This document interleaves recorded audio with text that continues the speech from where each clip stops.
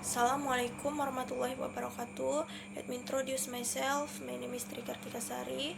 So in this video, we will discuss about sociolinguistic material, style of speech. In sociolinguistics, a style is a set of linguistic variants with specific social meaning. In this context, social meaning can include group membership, personal attribute, or beliefs. Linguistic variation is the heart of concept. Linguistic style without variation, there is no basis for discussing social meaning. Variation can occur syntactically, lexically, and phonologically. Second part is style of the message. Style gives information about how to interpret a certain message. Speakers have information to tell about themselves just by production words, grammar, and pronunciation.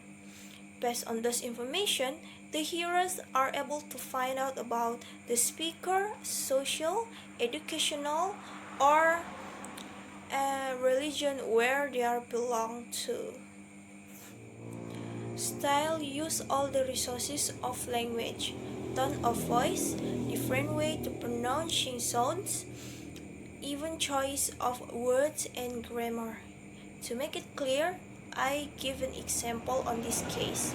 If John is nice, it says sarcastically, and style instruct that the meaning of the speech contrasts with what it actually say. Thus, John is nice can be interpreted as John is not nice. We move to the next part, language. When people discuss about language, they are actually discuss about a quiet complex object.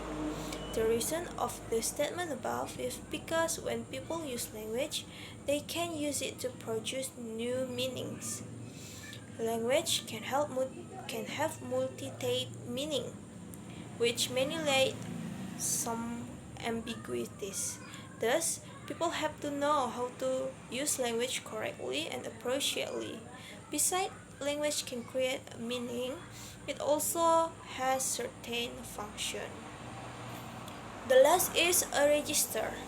A register is also determined by medium or mode of discourse.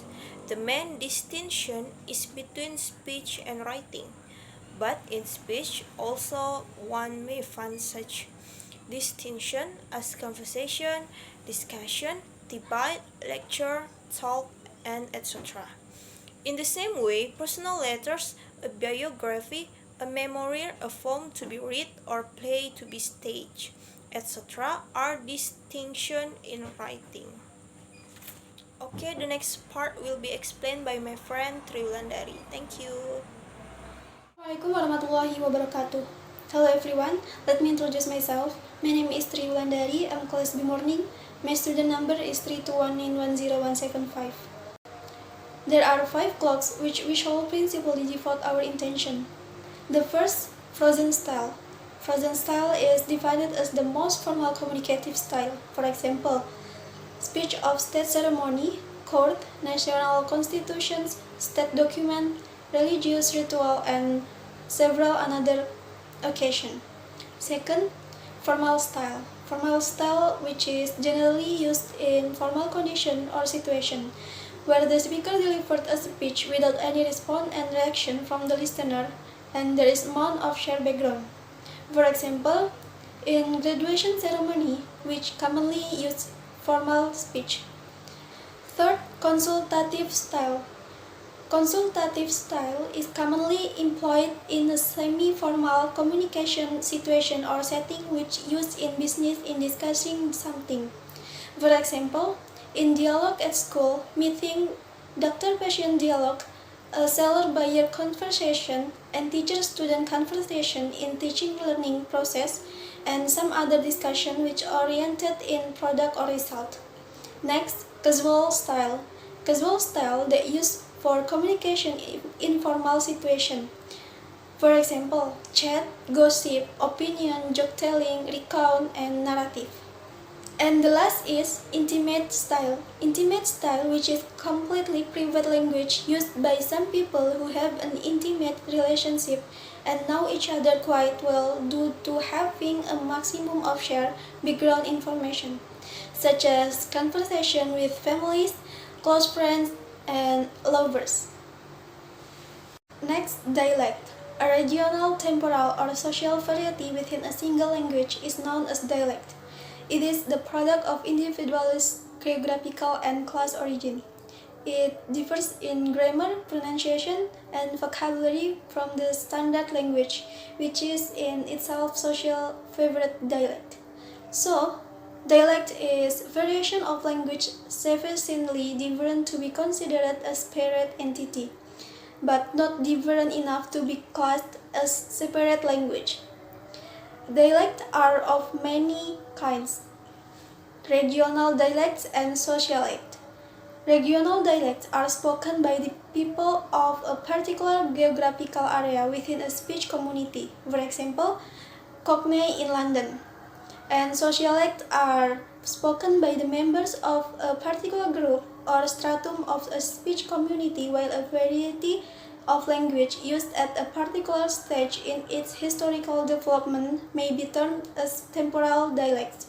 For example, Prakrit and Pali in ancient India. Point C. Stereotypes. There are two kinds of stereotypes. The first, gender stereotypes of speech. People certainly believe that men and women speak differently. According to Crawford, 1995 and 2001, self-help and advice books aimed at women promise to help them understand how to decode and interpret the speech of men, teach them how to speak more assertively, and show them how to communicate with men effectively. Empirical research has shown that men are believed to have demanding voices, to be demanding, authoritarian, strike to the point, blunt, forceful, aggressive, boastful, militant, and to use swear words and slang. Women are believed to use good grammar and enunciation clearly, to speak politely, gently, rapidly, and emotionally, to talk a lot, to talk about trivial topics, and to indulge in gossip and gibberish. Second, racial stereotypes of speech. Similar to stereotypes of speech based on gender, there is ample anecdotal evidence that people hold beliefs about the way white people and black people speak. In general, black people's speech is believed to be louder and more hostile than white people's speech. Beliefs about gender and racial differences in speech should be revisited. There is a notable lack of research on currently gender stereotypes, beliefs about the speech of black Americans, and the influence of gender and race on speech stereotypes. Feminines, especially black feminines, have long argued that gender and race are intimately connected and cannot be understood apart from each other. Point D. Linguistic features of style. Stylistician might observe its context. It means that they see surrounding features of language inside a text. In conducting a stylistic study, we pay attention to the context of situation, which refers to, among others, linguistic features in a text.